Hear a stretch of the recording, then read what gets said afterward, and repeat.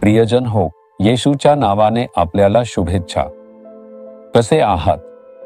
तुम्ही बरे आहात का? आजची सकाळ तुमच्यासाठी आनंदी, उत्साही आहे.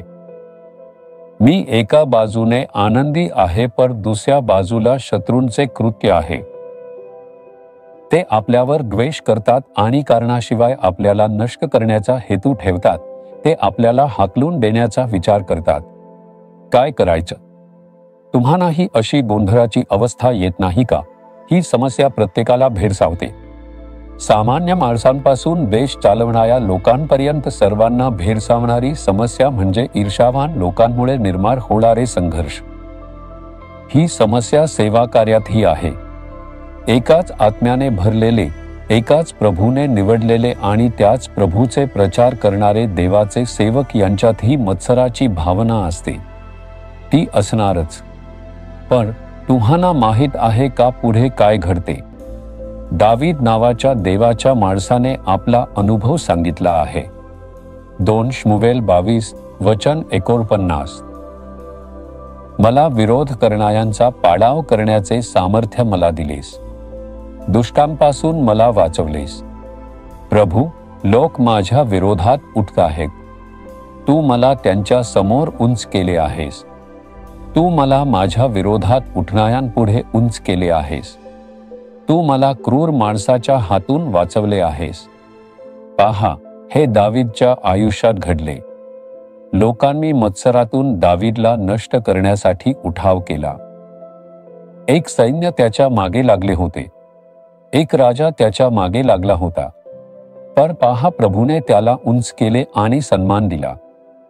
त्याच्यावर मत्सर करणाऱ्यांना त्याने लाजिरवाणे केले. मला एक भाऊ माहीत आहे. तो एका ऑफिसमध्ये काम करत होता. तो जबाबदार अधिकारी होता. ऑफिसमधील काही लोक त्याच्यावर मत्सर करू लागले. त्यांनी एकत्र येऊन ठरवले, आपल्याला या माणसाला काढून टाकायचे आहे. आपण त्याला लाजिरवाणे करून बाहेर काढूया. त्याच्यावर खोटा आरोप लावला. म्हणाले की त्याने पैशांची गैरव्यवस्था केली आहे.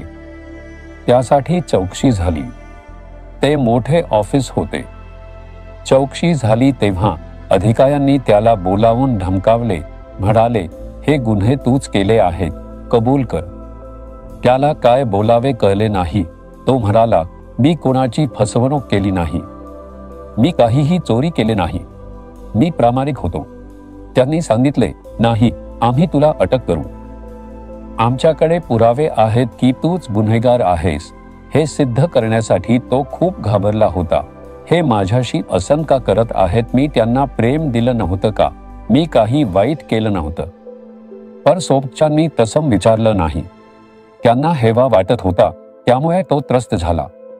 आपण काहीही चुकीचा न करता त्रास झाला तर आपल्या मनावर कसा परिणाम होतो? तो संपूर्ण रात्र प्रभूच्या उपस्थितीत रडला आणि अश्रू ढाळले. माझ्यासाठी न्याय कोण देईल? मी हे कोणाला सांगू? मला लाज वाटते. मी गुन्हेगारासारखा उभा आहे.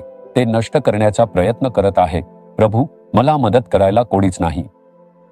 त्याने रात्रभर प्रार्थना केली. सकाळी शांती होती.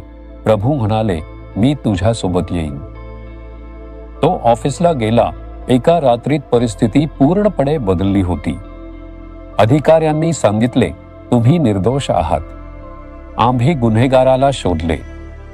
ज्याच्यावर तुम्ही विश्वास ठेवला, जो तुमचा मित्र होता, तुमचा सहकारी, ज्याच्यावर तुम्ही प्रेम केले, हे त्यांचे कारस्थान आहे.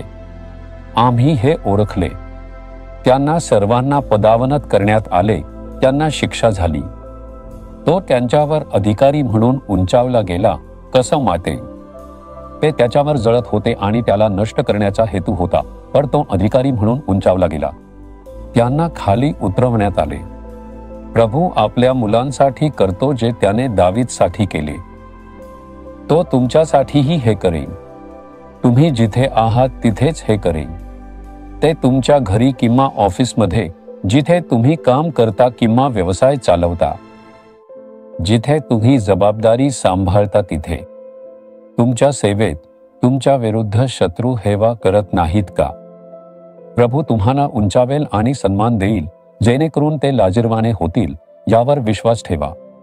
प्रभू, तू दाविदाचा देव आहेस, तू माझा देव आहेस. तू आज आमच्यासाठी तेच करतोस जे तू दावीदसाठी केलेस. मी खूप कठीण परिस्थितीत आहे.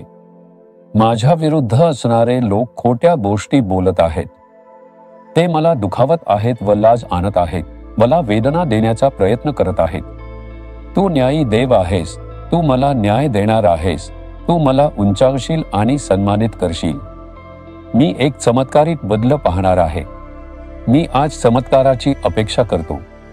येशूच्या नावाने आमेन, आमेन. जीसस रिडीम्ड मराठी ह्या यूट्यूब चॅनेलला सबस्क्राईब करा. सबस्क्राईब बटनावर क्लिक करा आणि बेल चिन्हावरही क्लिक करा. दररोजच्या नवीन कार्यक्रमांची माहिती मिळवा.